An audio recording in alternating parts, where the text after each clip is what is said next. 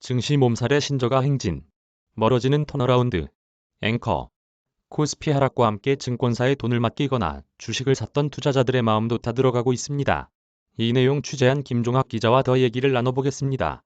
주식시장의 상승세가 꺾인 뒤로 증권사 실적과 주가 하락은 어느 정도 예견돼 왔던 일입니다만 그 폭이 심상치 않습니다. 기자. 증권사 실적에 가장 직접적인 영향을 주는 원인이 바로 거래량, 거래 빈도입니다. 기본적으로 주식시장으로 유입되는 자금, 하루 평균 거래대금이 줄고 있습니다. 2020년 하반기부터 지난해 9월까지 코스피가 3,000선을 넘나들 때 하루에 많게는 35조 원 이상의 자금이 들어왔습니다. 유가증권 시장에만 17조 정도의 자금이 몰렸는데 올해는 코스피, 코스닥 다 더하더라도 연간 평균 19조 원 수준에 그칠 전망입니다. 유입되는 돈의 크기도 줄었지만 이 돈이 좀처럼 움직이지 않는 것도 최근 시장의 특징입니다. 상장기업 전체 시가총액 대비 거래대금을 비교한 시가총액 회전율도 지난해 코스피는 최고 600%, 코스닥은 970%를 넘나들던 것이 207%, 연간으로 138에서 205%로 낮아졌습니다. 코스닥 한 종목의 경우 10번 정도 사고 팔았던 사람들이 지금은 많아야 2번 정도로 거래를 확 줄였다는 의미입니다. 2020년 5월부터 1년 정도는 증시, 거래대금이 굉장히 빠르게 증가했는데요. 그런 호황이 영원히 지속되지 않는 걸 감안하면 지금 둔화 과정이 정상화를 향해 가는 것 아닌가. 일회성으로 좋은 실적이었다고 평가하는 것이죠.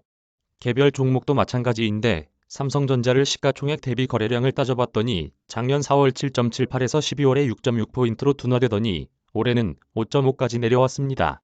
주가가 하락하는 기간 버티는 투자자들이 많아졌다는 건데 증권사에선 이런 지표가 반가울 리가 없습니다. 거래대금 의존도가 높고 수익성도 지난해 가장 높았던 키움증권은 아직 실적을 내지 않았지만 영업이익 1조 원이 깨질 것이란 전망이 나오고 있고 미래에셋증권, 한국투자증권 등 다른 대형사들도 10에서 20% 실적 하락이 불가피해 보입니다. 앵커. 거래가 아무리 줄었다고는 해도 증권사들이 단순한 주식을 사고 파는 중개 업무만 하는 것은 아니지 않습니까? 기업들에게 자금을 공급하고 운용하는 사업이 훨씬 규모가 클 텐데 이쪽도 사정이 그렇게 좋지 않은 겁니까? 기자. 거래량 감소에 더해 충격을 키우고 있는 건 바로 금리 상승 속도입니다. 작년 하반기부터 주식시장의 가격 하락을 일으키는 주된 원인이 미국의 금리 인상이죠. 예상보다 급격한 추세로 금리가 올라가면서 은행을 낀 금융지주사들은 예금과 대출 이자 차이로 인해 호실적을 내기도 했습니다만 자본금을 키워 주식과 채권 운용에 적극적이었던 개별 증권사들은 큰 손해를 봤습니다.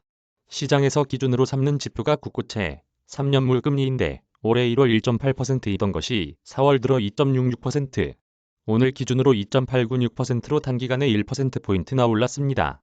이렇게 금리가 오르면 전체 증권사 추정 손실이 9천억 이상이라는 분석도 나옵니다.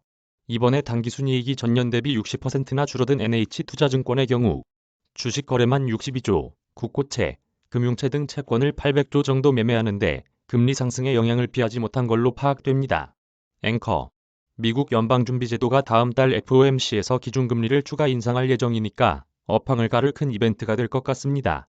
주력 제조업체들의 주가도 걱정이지만 증권주에 기대했던 투자자들의 실망감도 이만저만 아닐 것 같습니다. 상황이 개선될 여지가 있나요? 기자. 자기 자본을 5조에서 10조로 키운 곳을 대형 증권사로 보는데 그중에 NH투자증권의 사업 비중을 보면 상황이 당장 나아지기 어렵다는 걸 알 수 있습니다.